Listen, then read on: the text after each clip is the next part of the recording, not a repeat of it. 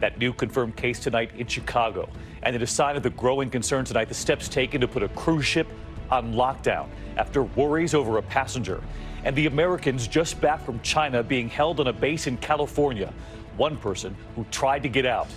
The impeachment trial of President Trump tonight, the Chief Justice refusing to read one senator's question, the senator storming out. And now tonight, the battle over John Bolton. Do Republicans have the votes to block him from testifying? And if there's a tie, will the Chief Justice play a role? Tonight, the deadline is here. The mother and her new husband ordered to reveal tonight where are her children, the grandfather's plea, and what authorities are now saying.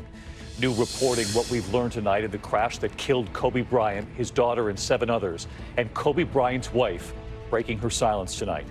New video emerging, the second one now, of President Trump seen with Lev Parnas, the man who the president says he does not know. The breaking headline just in, the husband charged with murdering his wife, a mother of 5. His attorney now says he is dead. After paramedics rushed to his home, he was found unresponsive. Tonight, what authorities have discovered at the home. Your health tonight, who's living longer, the news on life expectancy here in the U.S., and the difference now between men and women. This is ABC World News Tonight with David Muir. Good evening, and it's great to have you with us here on a Thursday night. And we begin with that new case, the first human-to-human case of the coronavirus here in the U.S. A couple in Chicago, the woman just back from China, and her husband now has it. It comes as the World Health Organization tonight has now declared the outbreak a global health emergency after a 10-fold jump in cases in just a week. And in a sign authorities are taking this very seriously, a cruise ship has been quarantined in an Italian harbor. 7,000 people on board were waiting to find out whether a sick passenger from China had the coronavirus. And those Americans who had been evacuated from China, we showed you the pictures last night to that military base in California. They have now learned that if any of them tests positive for the virus, they'll all be quarantined for 2 weeks. ABC's Steve Osunsami leads us off. He's outside the CDC in Atlanta tonight. As health officials were declaring a global emergency today, this was the scene outside pharmacies across Asia, where they were running out of face masks and people are desperate to protect themselves. We're all in this together, and we can only stop it together. Here in the U.S., what authorities have been predicting for more than a week has happened in Chicago, the nation's first person-to-person transmission of coronavirus. A man in his 60s got it from his wife. She returned from China January 13th, symptom-free, and felt sick 3 days later. Both husband and wife are hospitalized tonight in isolation. I recognize that this news may raise people's concern, but I want to state clearly that this development is something we have been prepared for. Outside China, there are now 98 confirmed cases of people sick with this respiratory disease, and 6 of those cases are here in America. The nearly 200 passengers who landed in California from Wuhan, China Wednesday are learning some disturbing news tonight. If just one of them tests positive for the coronavirus, they all may need to remain in quarantine at this military base for 2 weeks. Our accommodations here on base. It's supposed to be voluntary, and they were supposed to be able to leave by Saturday. A passenger who tried to get up and leave today was ordered by authorities to stay. Inside China, an epidemic. More than 8,000 people are sick and more than 170 dead. More cases than the SARS outbreak that swept through that country in 2003. Hundreds of Americans are still stuck there trying to get home.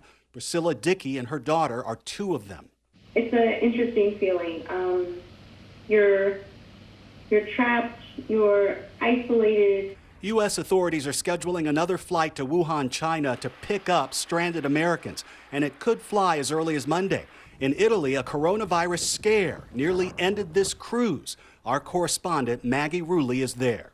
More than 6,000 passengers and crew were trapped on this cruise ship for more than 12 hours after a woman started showing flu-like symptoms. Now, a short time ago, her test came back negative for coronavirus, but authorities say this cruise ship quarantine shows just how high anxiety is right now around the globe. There's a possible vaccine that's on the way, but it's still months away from clinical trials. All right, so let's get to Steve. He's live outside the CDC in Atlanta tonight. And Steve, so many watching this unfold, not only here in the U.S., but around the world. What are the symptoms of coronavirus, and who are authorities saying are most susceptible? Well, authorities say that the symptoms are fever, cough, and shortness of breath, and they're really paying attention to anyone who has traveled to or from the affected region. But they point out that these symptoms are very similar to the flu, which has been much more deadly. They say in the U.S. this season, more than 8,000 estimated deaths in the U.S. this flu season alone. David? Steve Osunsami leading us off tonight. Thank you, Steve, and we'll stay on it. We're going to turn now to the impeachment trial of President Trump. In that dramatic moment today, the Chief Justice refusing to read one senator's question, that senator storming out.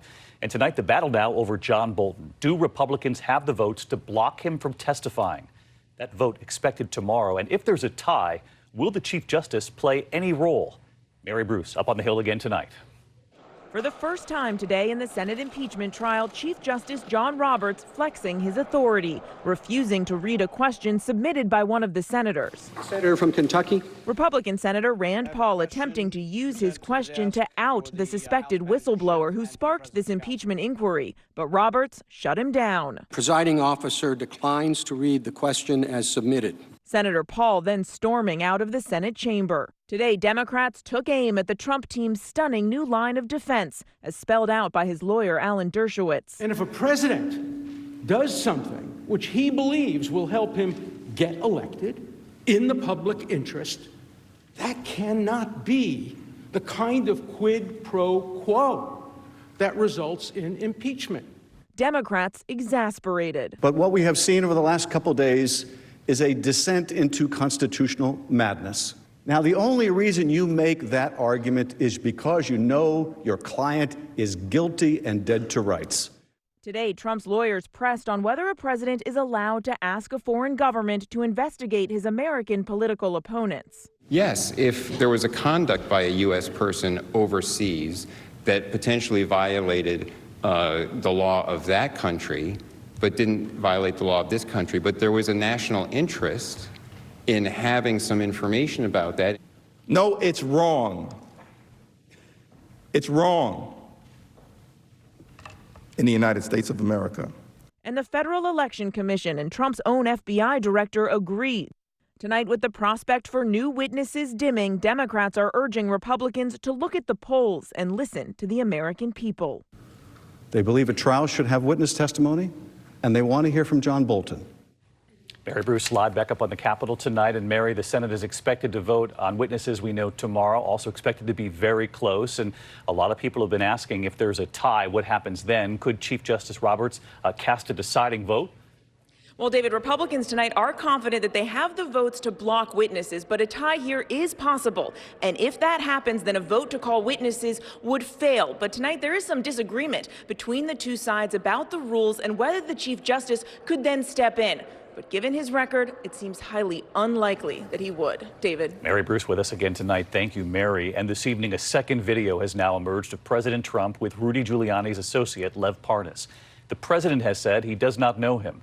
Parnas has claimed he worked to pressure Ukraine to investigate the president's political rivals. Let's get right to our Chief Justice correspondent, Pierre Thomas, with us live tonight. And Pierre, what have you learned about this newly released video?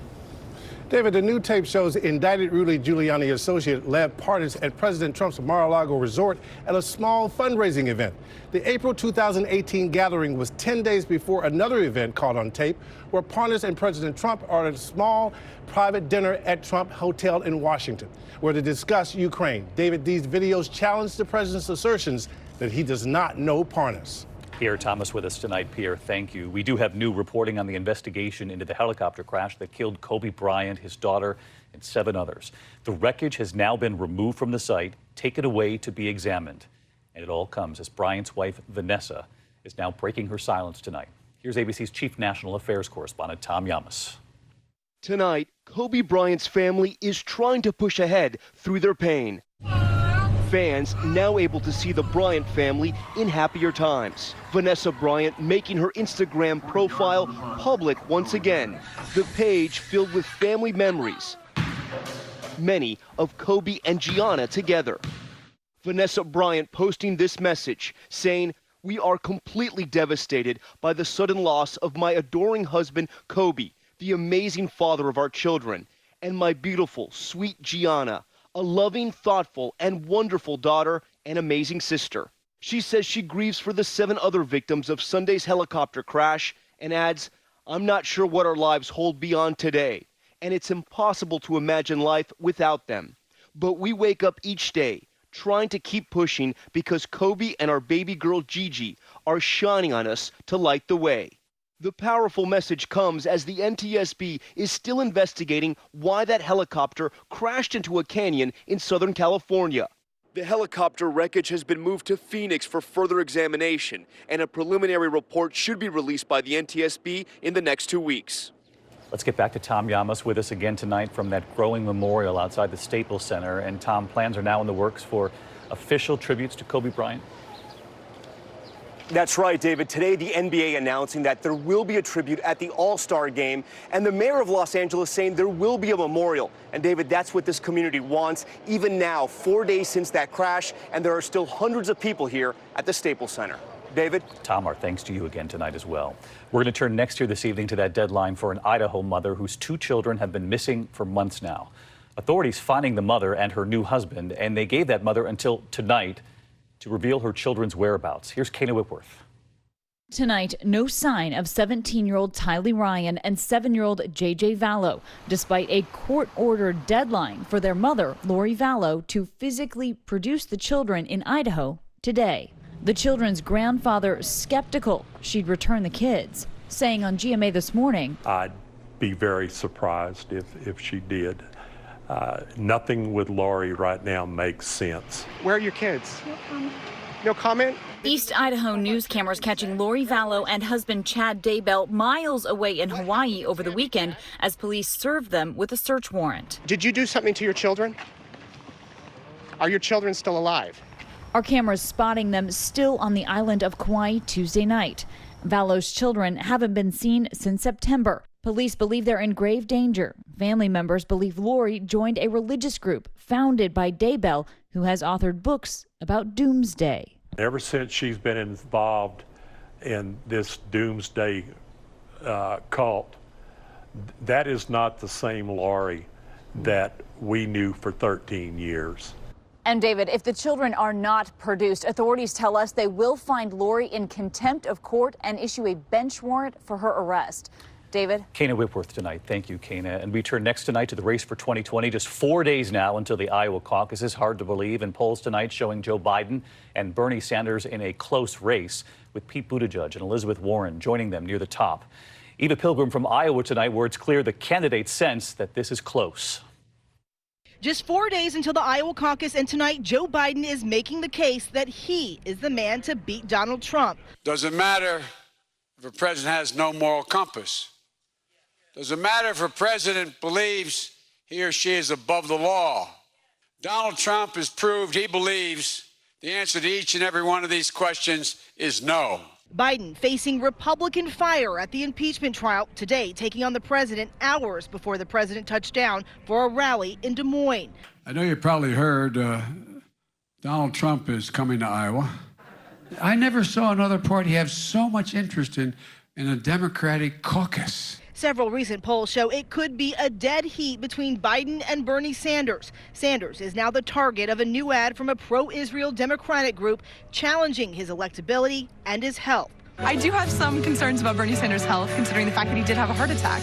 Sanders firing back on Twitter, arguing the ad is a sign the Democratic establishment is getting nervous. The big money interests can run all the negative ads they want, but it's not going to work. Tonight, several Democratic candidates remain trapped in Washington for the impeachment. Senator Elizabeth Warren asked when she is going to Iowa. Ask Mitch McConnell. But on the ground in a tight race, Biden acknowledges one thing, even if he doesn't win the nomination himself. Do you think Bernie Sanders can beat Donald Trump? Oh, I think anybody can beat Donald Trump. All right, Eva Pilgrim with us live tonight from Iowa. She's at President Trump's rally. The president clearly knowing full well the timing there, just days before the caucus, Eva. And on the Democratic side, as you reported there, the polling is very close, still a very fluid race. That's right, David. A lot of the voters that we talked to say they still haven't made up their mind. Biden and Sanders are leading the pack, but Warren and Buttigieg are right behind them. Buttigieg today going directly at his rivals. And the president, as you can see, making a statement of his own with this large rally here in Des Moines tonight. David.